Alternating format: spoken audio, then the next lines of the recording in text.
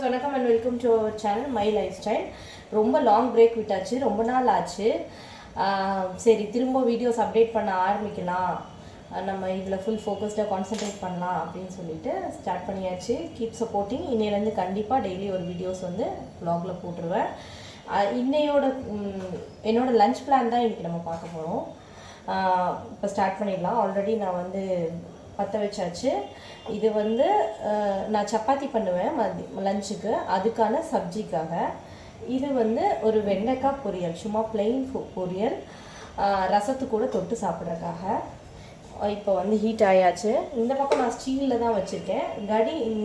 ரொம்ப அடி வந்து கனமான பாத்திரம் தான்.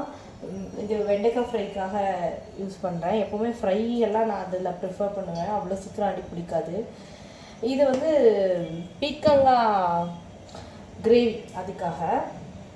இதில் வந்து மார்னிங் வந்து நான் இன்னைக்கு மஷ்ரூம் ரோஸ்ட்டும் பன்னீர் ரோஸ்ட்டும் பண்ணேன். அதுக்கு தேங்காய் சட்னி பண்ணேன். அதோட லெஃப்ட் ஓவர் வேறு இருக்குது. அதையும் வந்து எப்படி வேஸ்ட் பண்ணாமல் யூஸ் பண்ணலாம் அப்படின்னு இதில் இப்போ பார்க்கலாம். ஆயில் ஹீட் ஆயிடுச்சு. நல்லா ஆயில் ஹீட் ஆனதுக்கப்புறம் கடுகு போடுங்க. ஃபுல் கடுகு வெடிச்சதுக்கப்புறம் அடுத்த ப்ரொசீஜர் ஸ்டார்ட் பண்ணுவேன். இது இன்னும் கொஞ்சம் டைம் எடுக்கும் ஹீட் ஆகிறதுக்கு. சிம் பண்ணிக்கோங்க தாளிக்கும் போது. கடுகு போட்டதுக்கப்புறம் கருவேப்பிலை போட்டிருக்கேன். இப்போ டைரெக்டாக வெண்டைக்காய் போட்டுடலாம். இது கட் பண்ணி அப்படியே போட்டுடலாம். இதில் ஒன்றும் நம்ம முன்னாடி ஃப்ரை பண்ணியெல்லாம் எடுக்க வேண்டாம்.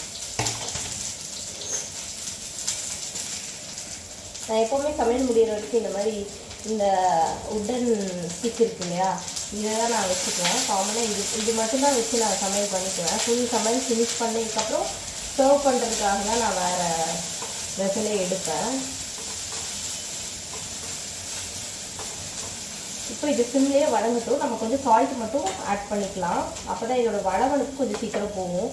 எப்போவுமே நீங்கள் வெண்டைக்காய் நல்லா கழுகிட்டு அதை நல்லா தொடச்சிட்டு அதுக்கப்புறம் கட் பண்ணிங்கன்னா ரொம்ப வளவளப்பு இருக்காது உங்களுக்கு. நான் 1/2 டீஸ்பூன் போட்டுக்கிறேன்.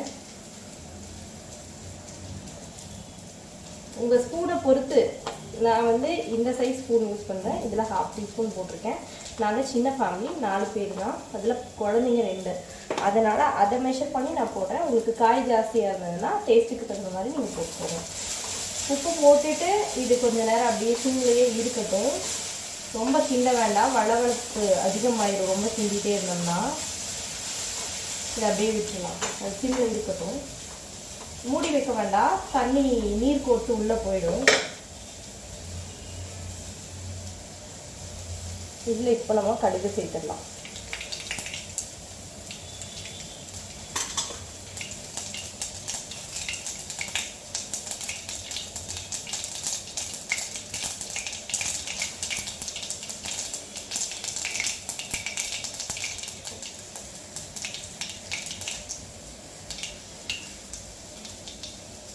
இப்போ வாங்கும்போது ஹைப்ரிட் கடுகு வாங்காமல் சின்ன கடுகு இருக்கு இல்லையா, நாட்டு கடுகு வாங்குங்க. அதுதான் நல்லா வெடித்து வெளியே வரும். கருவேப்பிலை போட்டாச்சு. ஆனியன், பெரிய வெங்காயம், ஒரு மீடியம் சைஸ் பெரிய வெங்காயம் 1 போட்டிருக்கேன்.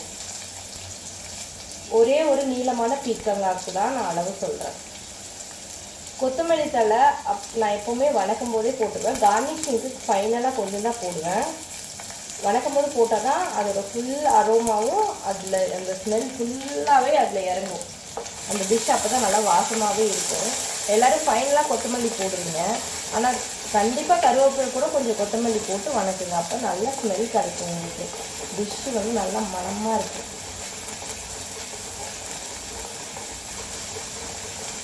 சைட் பை சைடு நம்ம அதுவும் பார்த்துக்கலாம்.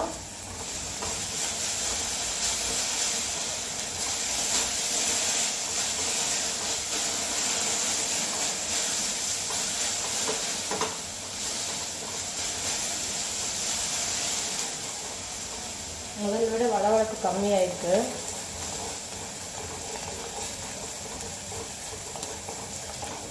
இது நல்லா ஓரளவு டிரான்ஸ்பரண்ட்டாக வந்துடுச்சு ஆனியன். நான் எப்போவுமே கிரேவிக்கு வந்து கண்டிப்பாக ஒரு பச்சை மிளகாய், சின்ன பச்சை மிளகாய் 1 போடுவேன் கீழே, அதுதான். அப்புறம் ஒரு தக்காளி, மீடியம் சைஸ் தக்காளி.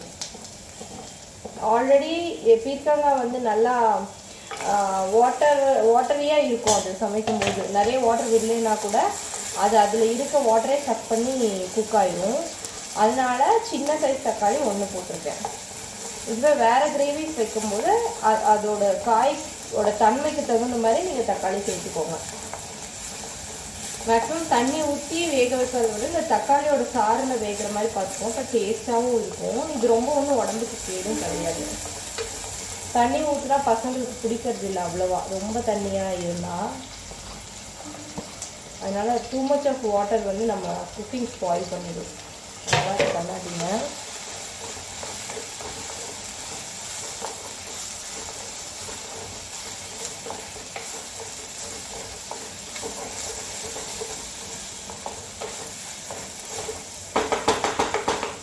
சைட் பை சைடு அப்படியே இதையும் பார்த்துக்கோங்க. அடியில் இருக்கிறதெல்லாம் பரட்டி மேலே விடுங்க.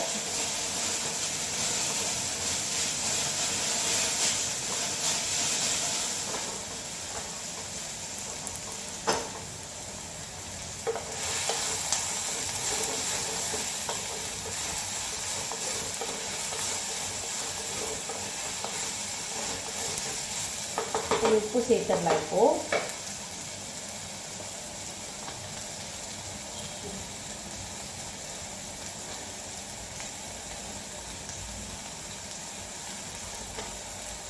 இந்த காய் இப்போ வேகிற அளவுக்கு மட்டும் நீங்கள் உப்பு சேர்த்திங்கன்னா போதும். ஃபைனலாக நம்ம எல்லா மசாலும் ஆட் பண்ணி வாட்டர் ஆட் பண்ணுறதுக்கு முன்னாடி ஒரு தடவை செக் பண்ணிவிட்டு அந்த கிரேவிக்கு தேவையான சால்ட் போட்டுடலாம். பிகினிங்லேயே கிரேவி எவ்வளோ வைக்க போகிறோமோ அதுக்கு சால்ட் போட்டிங்கன்னா காய் மட்டும் ரொம்ப உப்பாக இருக்க மாதிரியே இருக்கும்.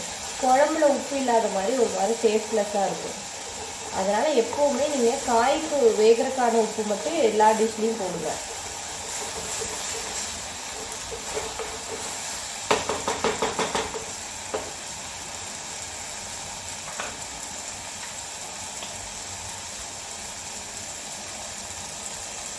இப்போ நான் மஞ்சத்தூள் சேர்த்துக்கிறேன்.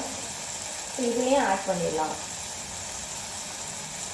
1/4 டீஸ்பூன் தான் மஞ்சத்தூள் ஆட் பண்ணியிருக்கேன்.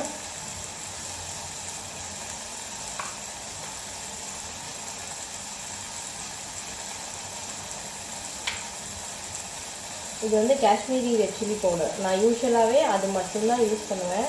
ஏன்னா என் பசங்க ரொம்ப அதிகமான காரம் சாப்பிட மாட்டாங்க. ஆனால் எங்கள் அம்மா வீட்டில் சக்தி மிளகாத்தூள் யூஸ் பண்ணுவாங்க, நல்லாயிருக்கும். ஆனால் என் ஹஸ்பண்ட் வந்து நார்த் இந்தியன். நாங்கள் மேக்ஸிமம் வந்து நார்த் இந்தியன் அந்த சமையல் தான் பண்ணுவோம். அவங்க வந்து நார்த் இந்தியன்ஸ் ஒவ்வொருத்தங்க ஒவ்வொரு மாதிரி இருப்பாங்க. இந்த ஜெயின் கம்யூனிட்டி பீப்புள்ஸ் வந்து கொஞ்சம் காரம் கம்மியாக தான் சாப்பிடுவாங்க. அதனால அவங்களுக்கு வந்து கலர் நல்லா இருக்கணும், ஆனால் காரம் இருக்கக்கூடாது. அதுக்காக வந்து ரெட் சில்லி பவுடர் இதுதான் காஷ்மீரி தான் யூஸ் பண்ணுவோம். இது எவ்வளோ போட்டாலும் காரம் ரொம்ப உரைக்காது, கலர் மட்டும்தான் கொடுக்கும். கலருக்காக தான் இது யூஸ் பண்ணுறது. எனக்கு இங்கே வேறு ஆப்ஷன் இல்லை. பசங்களும் அதுவே அடாப்ட் ஆகிட்டாங்க, நானுமே அதுவே அடாப்ட் ஆகிட்டேன். அம்மா வீட்டுக்கு போனால் மட்டும்தான் நாங்கள் காரமாக சாப்பிட்றது. அதுவுமே என் பசங்களுக்கு வந்து சில டைம் அவங்களுக்கு காரமாக இருக்குது அப்படின்ற மாதிரி ஃபீல் பண்ணுவாங்க.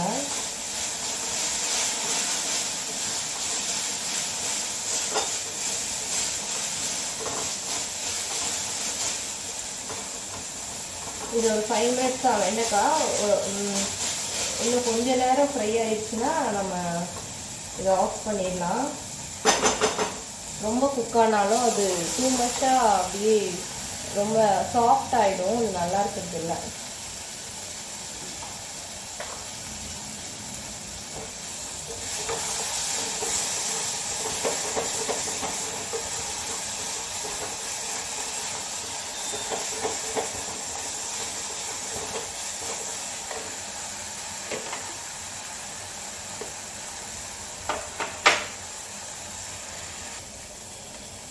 இதில் நான் ஒரு 1/2 ஸ்பூன் வந்து மல்லித்தூள் சேர்த்துக்கிறேன். ஏன்னா காஷ்மீரி சில்லி பவுடரில் மல்லியோட ஃப்ளேவர் இருக்க வாய்ப்பு இல்லை. நம்மளோட மீதி எல்லா பிராண்ட்லேயும் கொஞ்சம் மல்லி ஆட் பண்ணியிருப்பாங்க, இதில் இல்லை. இது தண்ணி சுத்தமாகவே இருக்காது. அவ்வளோதான், இட்ஸ் டன். நம்ம இப்போது கொஞ்சமாக இது வேகிற அளவுக்கு மட்டும் நான் தண்ணி விட்டுக்கிறேன்.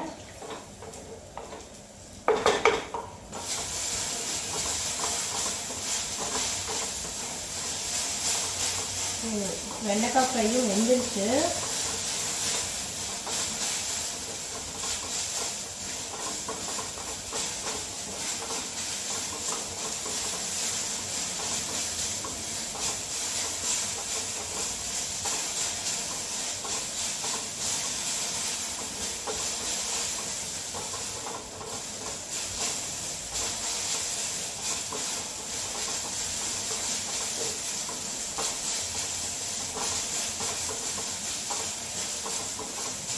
முடிஞ்சாச்சு. வெண்டைக்காய் வந்து அவ்வளோதான், ஆஃப் பண்ணிடலாம்.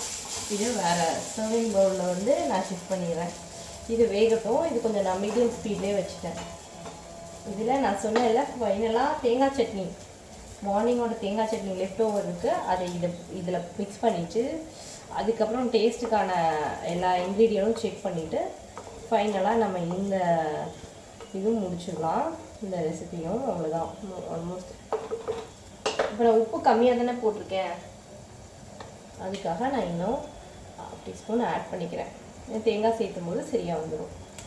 ஆனால் தேங்காய் சட்னிலையும் நான் உப்பு போட்டிருக்கேன், அதனால் அதையும் யோசிச்சுட்டு தான் நான் இதில் வந்து 1/2 டீஸ்பூன் போட்டிருக்கேன்.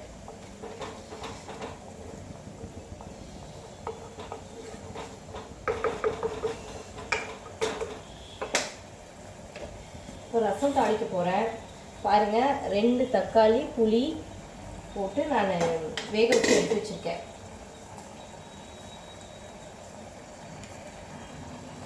கொத்தமல்லி தழை கொஞ்சம் ஆட் பண்ணியிருக்கேன். கல்லுப்பு, ரசத்துக்கு தேவையான உப்பு, கல்லுப்பு இதிலே போட்டு கரைச்சிக்கலாம். இப்போ நல்லா டேஸ்டியாக இருக்கும். எங்கள் அம்மா அப்படி தான் பண்ணுவாங்க.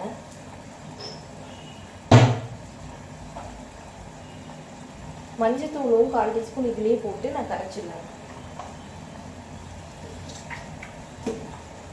அப்புறம் பெப்பரு, மிளகு, ஜீரகம், ஒரு வரமிளகா, ஒரு அரை பூண்டு, ஒரு பெரிய பல்கி பூண்டில் 1/2 பூண்டு வந்து போட்டு நான் இடித்து வச்சுருக்கேன். ஆர்டினரி எல்லோரும் கொண்ட அதே ரசம் தான், டிஃப்ரென்சியேஷன் ஒன்றும் இல்லை.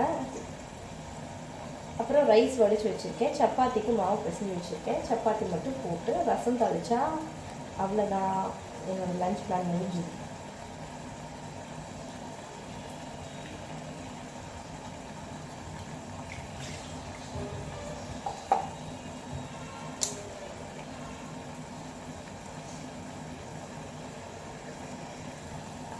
ரசம் பண்ணிடலாம். குட்டி வச்சுருக்கேன். போதும், எங்கள் 4 பேருக்கு தான். நைட் யாரும் ரசம் சாப்பிட மாட்டாங்க, லெஃப்ட் ஓவரும் சாப்பிட மாட்டாங்க. நைட் புதுசாக தான் பண்ணணும். நானும் டயட் பண்ணிகிட்ருக்கேன். என்னோடய மீல் பிளான் வேறு. மார்னிங் பிரேக்ஃபாஸ்ட்டும் டின்னரும் என்னோடய மீல் பிளான் வேறு. அதை பற்றின ஒரு டீட்டெயில் வீடியோ உங்களுக்கு நான் போடுறேன். அதனால் நான் வந்து இப்போது வெற்றிகரமாக 6.5 kg வந்து லாஸ் பண்ணியிருக்கேன் 50 days. அவ்வளோதான். சூட வச்சு ஆயில் விட்டுடலாம்.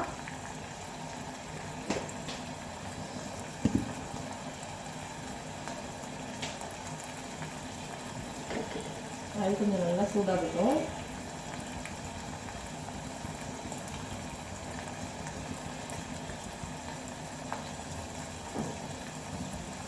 கடுகு போட்டேன்.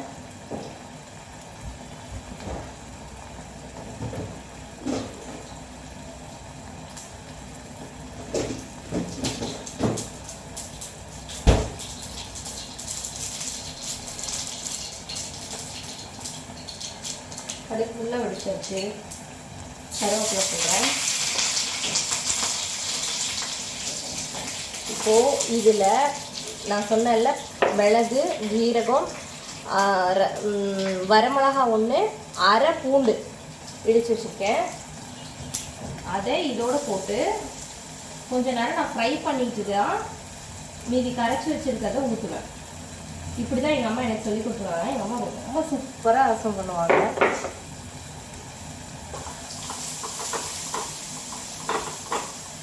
இது நல்ல ஸ்மெல் வரும். அப்போதான் நம்ம ரசம் தாளிக்கிறது பக்கத்து வீட்டுக்கெல்லாம் அந்த மனம் வரணும்னா ஃபஸ்ட்டு நீங்கள் கண்டிப்பாக இதை இப்படி ஃப்ரை பண்ணுங்கள் ஆயிலில் பிடிச்சி வச்சதை. இப்போ நான் பெருங்காயத்தூள் போட்டிருக்கேன்.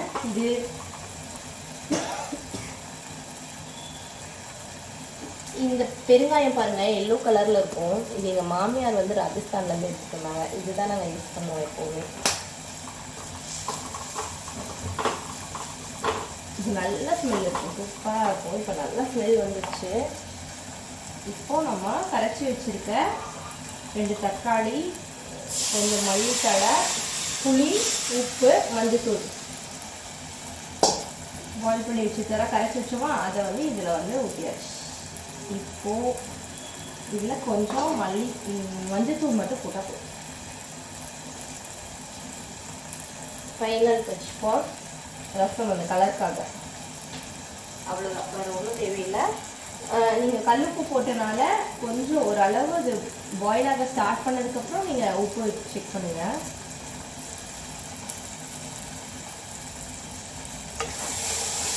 இது ஆல்மோஸ்ட் ரெடி ஆகிடுச்சு. இப்போ தேங்காய் மட்டும் ஊற்றிடலாம்.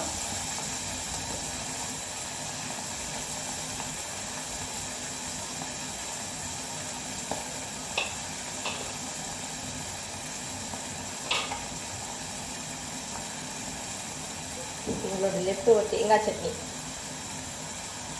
எப்போவுமே மார்னிங் தேங்காய் சட்னி சேர்த்து அரைச்சிட்டிங்கன்னா அது தயவு செஞ்சு ஃப்ரிட்ஜில் வச்சு சாப்பிடாதீங்க, சாப்பிடவே கூடாது. அதை நைட்டுக்கு யூஸ் பண்ணுவாங்க நிறைய பேர், நான் பார்த்துருக்கேன். அது பண்ணாதீங்க. தேங்காய் சட்னி மட்டும் நீங்கள் அப்படி பண்ணாதீங்க. மேக்ஸிமமாக ஃப்ரிட்ஜில் வச்சு சாப்பிட்றத அவாய்ட் பண்ணுங்கள். நான் வந்து தேங்காய் சட்னி அரைச்சனாலே அடுத்த கிரேவிக்கு வந்து மத்தியானம் பிளான் பண்ணும்போது அதை நான் பிளான் பண்ணிடுவேன். அதுலேயே தேங்காய் அரைச்சி ஊற்றுற மாதிரி தான் ஒரு ரெசிபி பிளான் பண்ணுவேன்.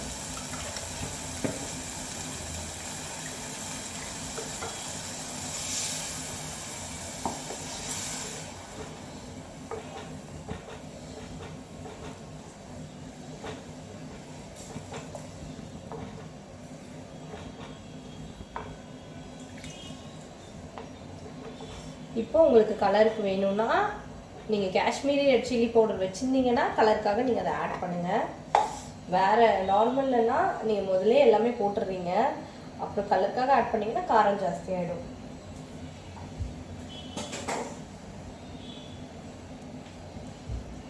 நான் இப்போ கலருக்காக ஆட் பண்ண போகிறேன்.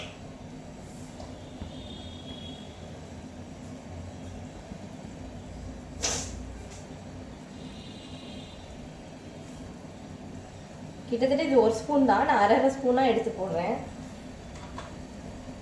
ஏன்னா எனக்கு மெஷர்மெண்ட் தெரியணுங்கிறக்காக 1 ஸ்பூன் அப்படியே கொட்டிட முடியாதுங்கிறதுக்காக. பத்தில் இன்னும் கொஞ்சம் கிரேவி கலர் வரணும், அதுக்காக நான் இன்னும் கொஞ்சம் ஆட் பண்ணுறேன்.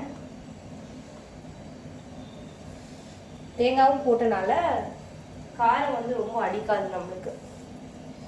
1.25 ஸ்பூன் ஆட் பண்ணிட்டேன். அகெயின் கொஞ்சம் மஞ்சத்தூள் ஆட் பண்ணிக்கிறேன். திரும்ப 1/2 டீஸ்பூன் உப்பும் ஆட் பண்ணிக்கிறேன். மிளகாத்தூள் கூட மஞ்சத்தூள் திரும்ப ஒரு பிஞ்ச் ஆட் பண்ணிங்கன்னா தான் அந்த மிளகாத்தூளில் இருக்க ஒரிஜினல் கலர் வந்து கிரேவியில் போய் படியும்.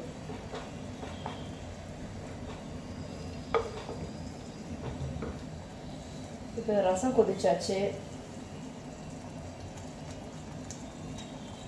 உப்பு லைட்டாக பத்தலை, அதுக்காக ஒரு 1/4 டீஸ்பூன் போட்டுக்கிறேன்.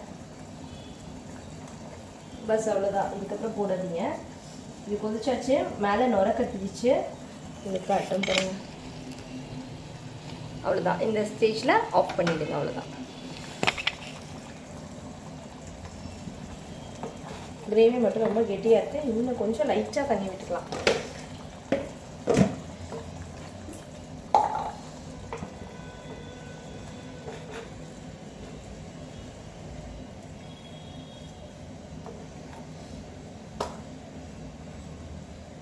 இதுக்கு ஃபைனலில் நான் பெருங்காயத்தூள் சேர்க்குறேன்.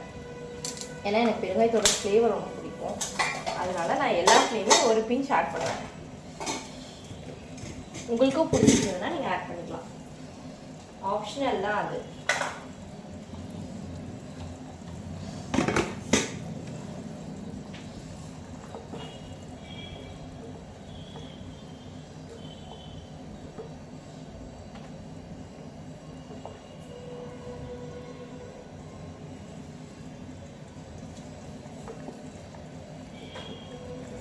அவ்வளோதான். இது எல்லாமே இப்போ கரெக்டாக இருக்குது. காரம், உப்பு எல்லாமே, டேஸ்ட்டு எல்லாமே பக்காவாக கரெக்டாக இருக்குது. போதும். நம்ம தேங்காய் ஊற்றினால ரொம்ப கொதிக்க விட வேண்டாம், ஆஃப் பண்ணிடலாம். நான் மண் சட்டியில் வச்சுருக்கனால நான் கேஸ் ஆஃப் பண்ணதுக்கப்புறமா 5 நிமிஷம் இப்படி அழகாக கொதிச்சிட்டே இருக்கும். இதுக்காகவே எனக்கு இதில் சமைக்க ரொம்ப பிடிக்கும். தேங்க்யூ ஃபார் வாட்சிங். ஏதாவது டவுட்ஸ் இருந்தால் கமெண்ட் பண்ணுங்கள். கண்டிப்பாக இதை வந்து லெஃப்ட் ஓவர் சட்னி வச்சு அப்புறம் இந்த ரெசிபிஸ் எல்லாம் ட்ரை பண்ணி பார்த்து எனக்கு கமெண்ட்டில் சொல்லுங்கள். தேங்க்யூ.